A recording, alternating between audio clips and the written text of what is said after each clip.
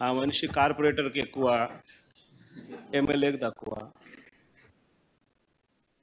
జీవితకాలంలో ఇప్పుడు ఎమ్మెల్యే ఒకసారి అయినాడయ్యా. ఇదే చంద్రబాబు నాయుడు చెప్పినా, నువ్వు మాట్లాడు స్వామి, ఎంతసేపు మాట్లాడతావు, నువ్వు మాట్లాడు, నేను వింటాను, నేను విని నీకు సమాధానం చెప్తాను, నువ్వు మాట్లాడాలనేదే నా కోరిక, నువ్వేం అడుగుతావు అడుగు స్వామి అని చెప్పి నేను చెప్పిన అసెంబ్లీలో. కావాలంటే నా స్పీచ్లు వినండి, అసెంబ్లీలో నేను అన్న మాటలు. ఆయనకు నాకు మధ్య తేడా అది. ఏదైనా కానీ అసెంబ్లీ అనేది ఎందుకు జరుపుతూ ఉన్నాం? ఈరోజు అది అసెంబ్లీలో ఉన్న పార్టీలు ఏవి? అధికార పార్టీలు, ప్రతిపక్ష పార్టీ మాదొక్కటే ఉంది. వేరే పార్టీలు ఎక్కడున్నాయి చెప్పండి? ఉన్నాయా ఎవరన్నా? మన ప్రతిపక్ష పార్టీ అనేది ఎవరికి ఇస్తారు? మాకు ఇవ్వకపోతే ఎవరికి ఇస్తారు చెప్పు? ఉన్న వాళ్ళందరూ మంత్రివర్గంలో మంత్రివర్గ సభ్యులుగా మీరే ఉండరు, మీరే గవర్నమెంట్లో ఉండరు, అంతా మీరే రూలింగ్లో ఉండరు. మీరే ప్రతిపక్ష పాత్ర ఎట్ట పోషిస్తారు స్వామి? నాకు అర్థం కావడంలా. అధికార పార్టీ మీదే, ప్రతిపక్ష పార్టీ మీదే. డబుల్ యాక్షన్ ఇదేమన్నా? హీరో నువ్వే. అదే నేను చెప్పేది స్వామి, రెండు పాత్రలు డబుల్ యాక్షన్. ఒక పక్క నువ్వే కొడతానంటే ఈ పక్క నేనే కొడతానంటే ఎట్లా కుదురుతుంది స్వామి? అది ఉండేది ఈరోజు అసెంబ్లీలో రెండు పార్టీలు ఉన్నాయి. వాళ్ళదంతా కలిపి అధికార కూటమి. ఉన్నోళ్ళంతా ఆ పక్క ఉన్నారు. ప్రతిపక్షం ఉండేది మా పార్టీ తప్ప వేరే ఏ పార్టీ ఉంది? వేరే ఏ పార్టీ లేదు.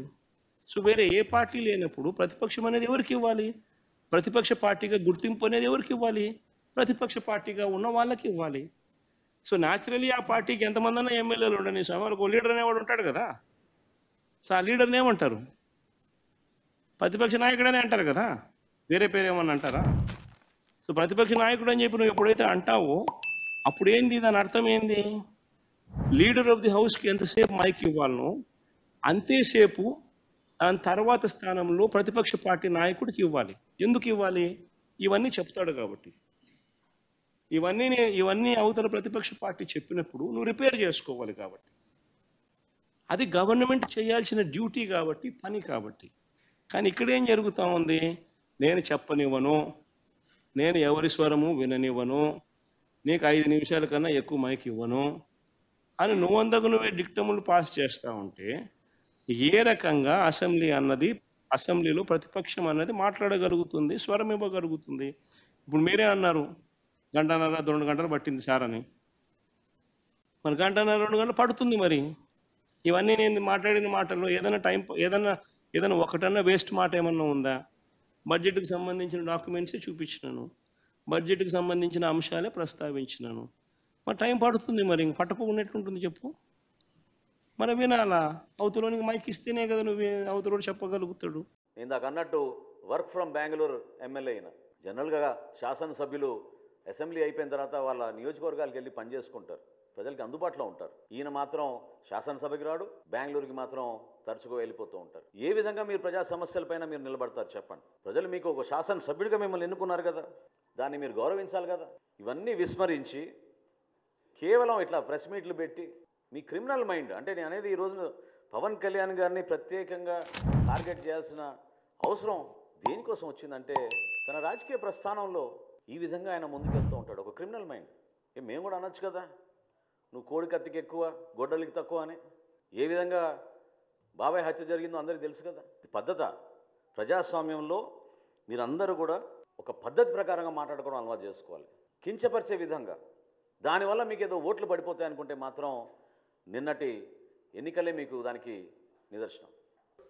మాజీ ముఖ్యమంత్రి జగన్మోహన్ రెడ్డి గారు ఒకసారి ఆలోచించారు. మొన్న ఎన్నికల్లో ఆయనకు వచ్చిన మెజారిటీ ఎంత, గౌరవ ఉప ముఖ్యమంత్రి గారికి వచ్చిన మెజారిటీ ఎంత? మొన్న జరిగిన ఎన్నికల్లో వైకాపాకి ఎన్ని సీట్లు వచ్చినాయి, జనసేన పార్టీకి ఎన్ని సీట్లు వచ్చినాయో ఆయన ఒకసారి ఆలోచించాలి. అంతేగాని నోరుంది కనుక ఇప్పుడు కూడా నేను అనుకుందే రైటు, అధికారంలో ఉన్న వాళ్ళని నేను కించపరిచే విధంగా మాట్లాడతాను, ఎగతాళి చేస్తూ ఉంటాం, నిజంగానే చాలా చాలా అడ్డగోలుగా వ్యవహరించారు. ప్రతిపక్షానికి వచ్చిన తర్వాత ఈరోజు నీతులు విలువల గురించి మాట్లాడుతూ నిజంగానే చాలా చాలా ఆశ్చర్యంగా ఉంది.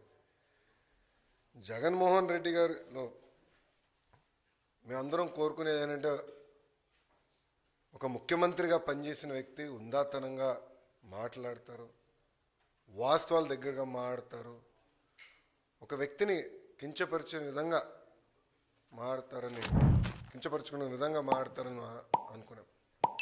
కానీ ఇదంతా చూసిన తర్వాత ఇందులో ఆయనకి ఏమీ లేవు, ఏది రాదని నాకు అర్థమైంది. అధికారంలో ఉన్నప్పుడు ప్రజల్ని కలవలేదు, ప్రతిపక్షానికి వచ్చిన తర్వాత హౌస్కి రారు. అంటే ఎప్పుడు దూరంగా బతకాలని కోరుకునే వ్యక్తి జగన్మోహన్ రెడ్డి గారు.